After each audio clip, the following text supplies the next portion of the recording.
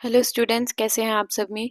Welcome back to the Knowledge Flow where ideas stream freely. So आज हमारा day 4 है English PYQ series का, यानी कि प्रीवियस ईयर क्वेश्चन सीरीज का डे 4 है। चलिए हम स्टार्ट करते हैं। ओके, सो स्टार्ट करने से पहले हमारे 3 प्लेटफॉर्म हैं जहां पे आप हमें फॉलो कर सकते हैं और ज़्यादा से ज़्यादा जो है वो इन्फॉर्मेशन ले सकते हैं। जैसे कि फॉर एग्जांपल हमारा इंस्टा पेज है द नॉलेज फ्लो करके, जिसपे आपको डेली की न्यूज़ एंड क्विजेस मिलेंगी। क्विज जो है वो आपको स्टोरी पे दिखेंगे एंड फिर आप जो भी हम इन सीरीज में हमारी क्लासेस में पढ़ते हैं उससे रिलेटेड सारे नोट्स एंड पीडीएफ जो हैं वो आपको टेलीग्राम चैनल पे मिलेंगे। देन अगर उसके इन सब के अलावा कोई भी इंक्वायरी है, कुछ भी आपको पूछना है, कोई डाउट है, तो वो आप हमारे व्हाट्सएप पे हमें कांटेक्ट कर सकते हैं। चलिए अब हम क्लास स्टार्ट करते हैं। Question first, select the most appropriate option to fill in the blank.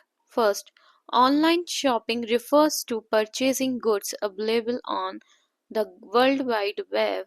You have different websites which have a huge dash of products that you can choose from. So basically हमें एक fill up दिया है जिसका हमें meaning, जिसमें हमें blank है, जिस उसका हमें क्या उसको फिल करना है। हमारे पास 4 ऑप्शंस हैं। Option A is assignment, option B assessment, option C appraisal, option D assortment.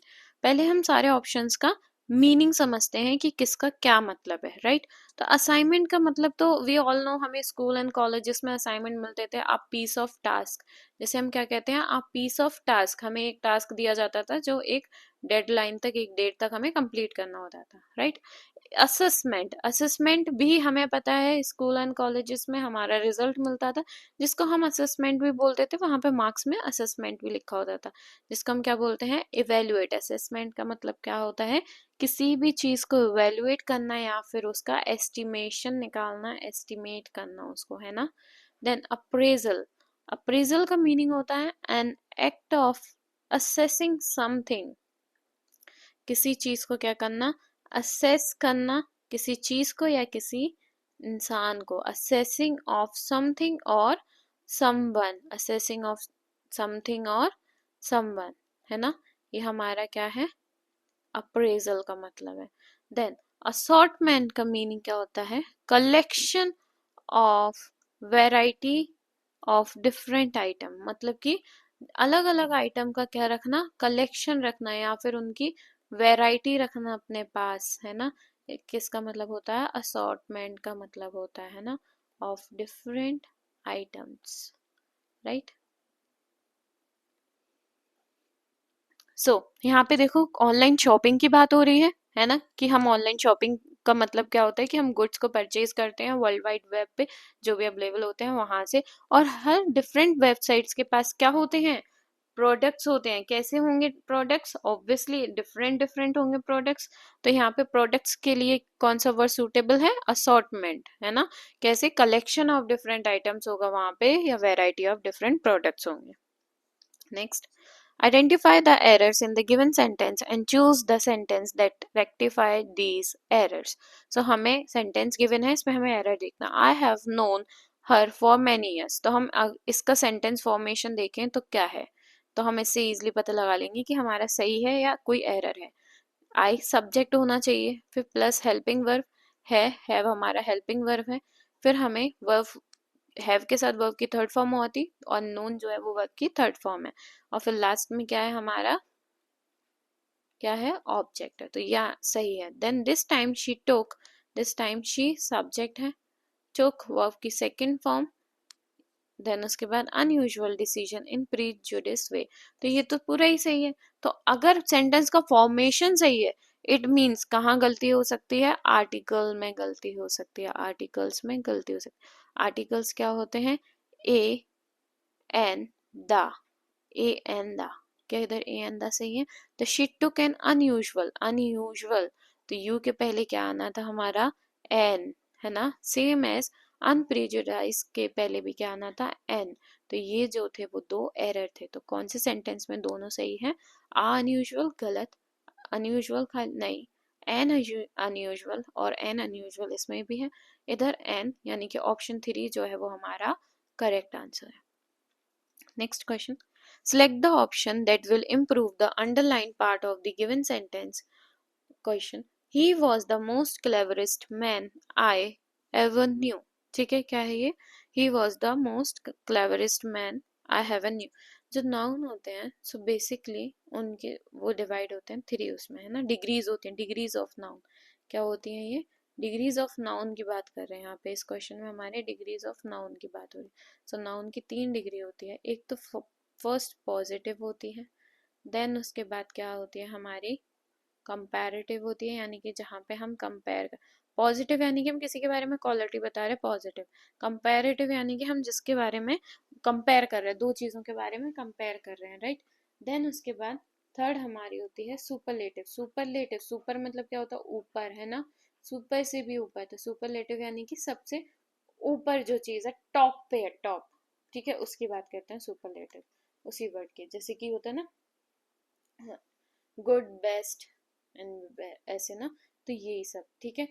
अब हम देखते हैं कि मोस्ट क्लेवरेस्ट का, ठीक है, तो ये तो जो है क्लेवरेस्ट के साथ जो है क्या होगा, बताओ आप लोग, बताओ इसका आंसर क्या हो सकता है। जो क्लेवरेस्ट है वो हमेशा क्या रहता है? खाली होता है, इसके साथ मोस्ट नहीं आता है, यहाँ पे ये मिस्टेक है।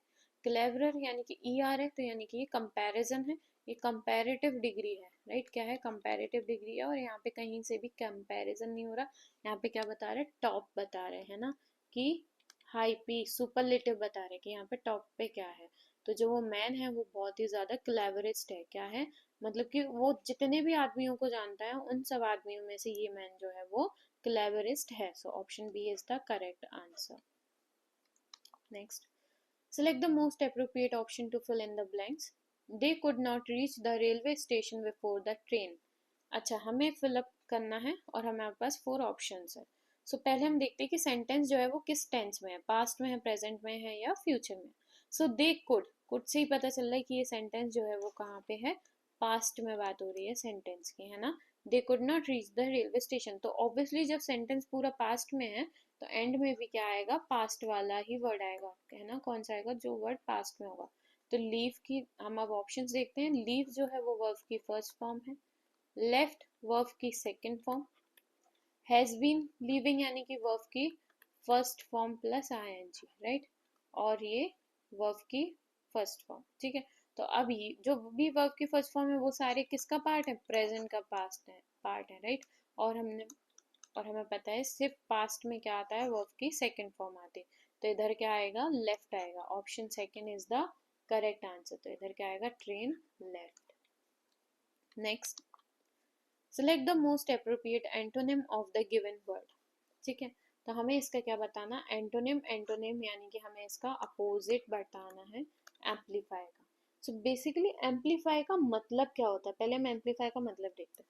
एम्पलीफाई का मतलब होता है कोई भी चीज इंक्रीज करना, बढ़ाना, या उसको एक्सटेंड करना, लाइक इंक्रीज द वॉल्यूम, है ना, एक्सटेंड द लेक्चर। तो हम इसको क्या कह रहे हैं? बढ़ाना, है ना, एनलार्ज, एनलार्ज, है ना। ये सब क्या होता है? इन सब का मीनिंग होता है बढ़ाना। तो ये सारे क्या है? एम्पलीफाई का सिनोनिम। अब हमें क्या बताना है? इसका एंटोनिम बताना है। तो एनरिच का मीनिंग क्या होता है? पहले हम इन सब के मीनिंग देखते हैं, फिर इजिली जो है वो हमें एंटोनिम पता चल जाएगा। एनरिच का मीनिंग होता है इम्प्रूव द क्वालिटी, किसी चीज की क्वालिटी को क्या करना?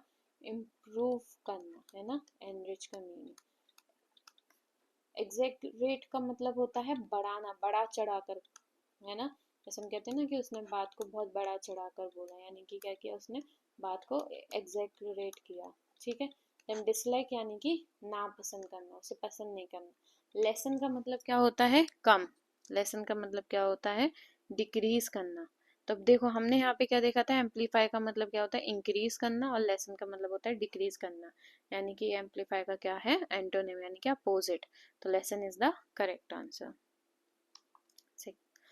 Parts of a sentence are given below in jumbled order. Select the option that arranges the parts in the correct sequence to form a meaningful sentence. So हमें jumble sentences given है, ये है एक sentence, पर हमें इसको क्या अलग अलग parts में given है। अब हमें इसको एक sentence में बनाना है। So सी पहले सबसे easy चीज हम देखते, एक तो टर्मिनेशन पहले देखते कि एंड से कभी भी कोई सेंटेंस स्टार्ट होगा ही नहीं, राइट।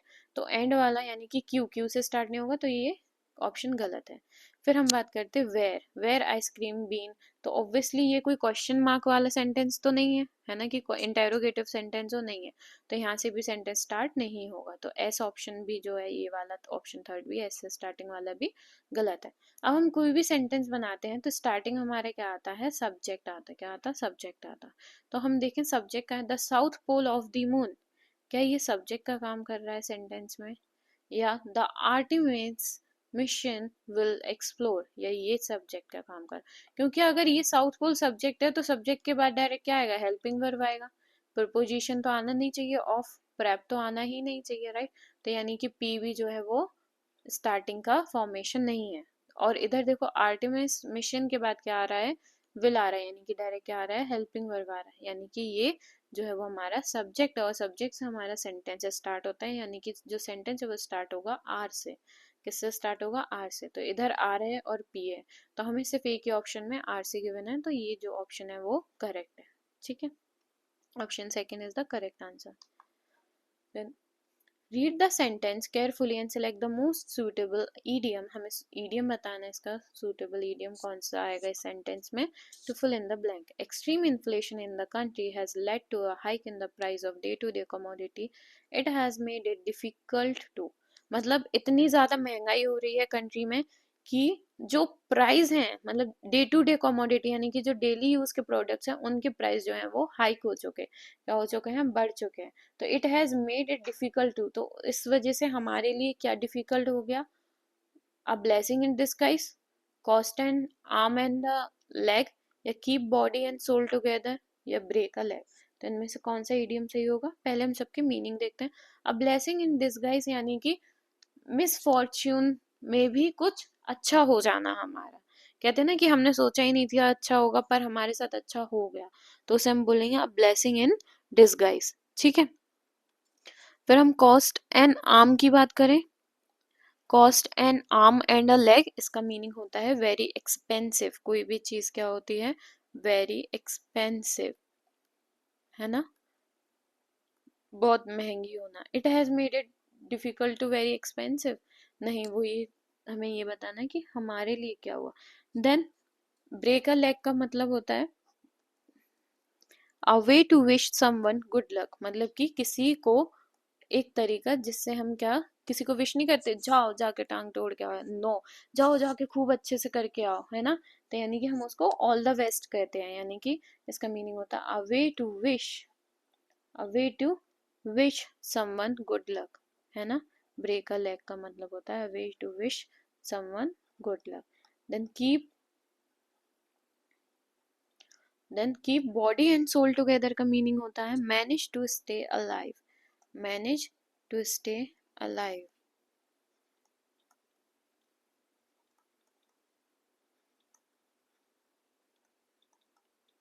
तो हम इसको देखते हैं, फिर से वापस आते हैं क्वेश्चन पे। It has made it difficult to dash, यानी कि इसने हमारा जो है वो एक्सट्रीम इन्फ्लेशन की वजह से डिफिकल्ट हो गया अलाइव रहना, है ना, कि हम सही से अपनी लाइफ जो है वो काट सकें, वो मैनेज कर सकें, ये हमारे लिए क्या होता जा रहा है, डिफिकल्ट होता जा रहा है। तो option C is the correct answer, keep body and soul together. Next question. Select the most appropriate antonym of the word conquer from the given sentence. Every time they met, he found it difficult to resist her odd magic. तो conquer का meaning हमें ये sentence given है, every time they met, he found it difficult to resist her odd magic. देखो या तो हम सीधा सीधा कर सकते, अगर हमें conquer का मतलब पता है तो हम सीधा सीधा कर सकते हैं एंटोनिम उसका फाइंड आउट करके, या फिर हम टर्मिनेशन मेथड से भी यूज कर सकते हैं, राइट। सो एवरी टाइम, हाँ, कॉन्कर का मीनिंग होता है डिसएग्री करना। कॉन्कर का मीनिंग क्या होता है, डिसएग्री करना, ठीक है। इट मीन्स डिसएग्री करना, किसी भी बात में सहमति ना देना। तो डिसएग्री का क्या मतलब, मैट होगा। मैट मतलब क्या होता है, मिलना किसी से, जब कोई मिलता है। डिफिकल्ट मतलब कठिन होना। फाउंड मतलब जब हमें कोई चीज मिलती है या हम किसी चीज को ढूंढ लेते हैं। और रेजिस्ट, अब ये तीनों तो नहीं होंगे, तो क्या बचा, रेजिस्ट, ऑब्वियसली। तो रेजिस्ट का मीनिंग होता है हमारा एग्री करना, सहमति देना किसी भी चीज पे, है ना, रेजिस्ट करना। Next question. Parts of the following sentence have been given as option. Select the option that contains an error. एक sentence हमको given है, अब हमें इसमें इसके parts given है, इसमें error बताना है। तो हम इस sentence का formation देखते हैं। So he जो है subject हो गया, subject के साथ will आ गया, यानी कि helping verb आ गया। ठीक है, अब देखो error starting में ही समझ आ गया कि will के साथ हमेशा जो है, विल आपका फ्यूचर का चाहे सिंपल हो, कॉन्टिन्यूस हो, फ्यूचर कॉन्टिन्यूस, फ्यूचर परफेक्ट या फ्यूचर परफेक्ट कॉन्टिन्यूस हो, हमेशा विल के साथ क्या आएगा, हैव आएगा, हैज आएगा ही नहीं। तो ऑप्शन डी जो है वो हमारा आंसर है, इसमें एरर है। ठीक है, the next, parts of sentences are given below in jumbled order. Arrange the parts in the correct order to form a meaningful paragraph. The first part is fixed. इसमें जो आर वाला part है ये क्या है, ये फिक्स्ड है, और बाकी हमें जम्बल्ड ऑर्डर में गिवन है, ऊपर नीचे है, तो हमें इसको सही ऑर्डर में लगाना है, राइट। तो हम देखते हैं, man usually make more decisions and certainly the most important ones, earning a livelihood in most parts of the world. Since men play a bigger role in, they have a major say in economics matter. ठीक है, तो हम इसका answer देखते हैं, इसका answer क्या है। पहले हम मैन की बात करें कि मैन, हम इसके आगे देखते हैं कि लॉजिकल सेंटेंस क्या है। तो मैन यूजुअली जो है वो बहुत बड़े बड़े डिसीजंस लेते हैं। क्या डिसीजंस लेते हैं, obviously, and certainly the most important once. देखो, बड़े डिसीजंस लेते हैं, और जो डिसीजंस होते हैं वो उनके कैसे होते हैं, मोस्ट इम्पॉर्टेंट होते हैं। तो जो आर है, आर के बाद क्या आएगा, ए आएगा। तो हम थोड़ा ऑप्शन टर्मिनेशन मेथड भी इसमें यूज करेंगे। डी से स्टार्टिंग नहीं हो रही, ये कैंसिल हो जाएगा, बी से भी नहीं हो रही तो ये कैंसिल। अब बचा ए सी डी बी या ए सी बी डी। देन दोनों में सी कॉमन है, तो यानी कि इसके बाद क्या आएगा, ए के बाद डायरेक्ट सी पे ही जाते हैं। फिर हम बी और डी की बात करते हैं। So important ones, since man play a bigger role in, कहाँ पे बिगर रोल प्ले करता है, ऑब्वियसली इन के बाद दे तो नहीं आएगा, डायरेक्ट सब्जेक्ट, इसके बाद क्या आएगा, ऑब्जेक्ट आएगा, इनके बाद प्रपोजिशन है ना इन, तो प्रपोजिशन के बाद क्या आएगा, ऑब्जेक्ट आएगा। Earning or livelihood in most parts of the world, तो ए सी बी और लास्ट में हमारा डी। सो ये कौन सा ऑप्शन है, option fourth is the correct answer. So यहाँ पे जो है वो हमारी 10 डे की सीरीज जो है वो कंप्लीट हो चुकी है। सॉरी, हमारा जो हमारा जो 10 क्वेश्चंस थे आज के सीरीज के, डे 4 के, वो हमारे कंप्लीट हो चुके हैं। सो अब हम मिलेंगे हमारे नेक्स्ट क्लास में डे 5 की PYQ सीरीज में। Okay, thank you students.